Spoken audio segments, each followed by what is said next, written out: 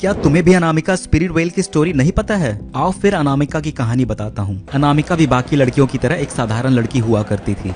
बाजार जाना, घर का काम करना, खेतों की देखभाल करना, ये सब उसके हर दिन के काम हुआ करते थे। घर से थोड़ी दूर एक जंगल था जहाँ अनामिका के पुरखों की जमीन थी, जहाँ वो हर शाम जमीन की देखभाल करने जाया करती थी। एक शाम अनामिका अपने जमीन की देखभाल करने जंगल गई तो सही, पर वापस कभी नहीं आई। अनामिका के गायब होने के बाद गाँव वालों से पता चला कि अनामिका के जमीन का विवाद गाँव के कुछ पावरफुल लोगों के साथ चल रहा था, जिनके खिलाफ कोई मुंह नहीं खोलना चाहता। अनामिका जिस शाम गायब हुई उसी रात उसके माँ बाप और कुछ गाँव वाले जंगल गए उसे खोजने।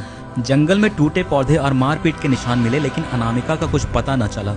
अगली सुबह तक ये सारे सबूत को किसी ने मिटा डाला था। जाहिर सी बात है, इसमें किसी पावरफुल लोगों का हाथ है, जिसके तलवे पुलिस और प्रशासन भी चाट रही है। कुछ हफ्तों बाद गांव वालों को अनामिका की जमीन के पास उसकी आकृति दिखी, जिसकी आंखों से रोशनी निकल रही थी। अनामिका अब भी अपने जमीन के पास दिख जाती है और जो कोई भी वहाँ से गुजरता है उस पर हमला करती है। बात साफ है, अनामिका अपने पुश्तैनी जमीन की रक्षा गांव के गुंडे मवालियों से कर रही है, इसलिए वहां जो भी जाता है उस पर हमला करती है। गांव वालों का ये भी मानना है कि अनामिका गांव के नेताओं और गुंडों से तो गुस्सा है ही, साथ ही हर एक गांव वालों से जो अनामिका को इंसाफ दिलाने के लिए खड़ा नहीं हुआ और उसके माँ बाप के लिए उसकी आवाज नहीं उठाई। अनामिका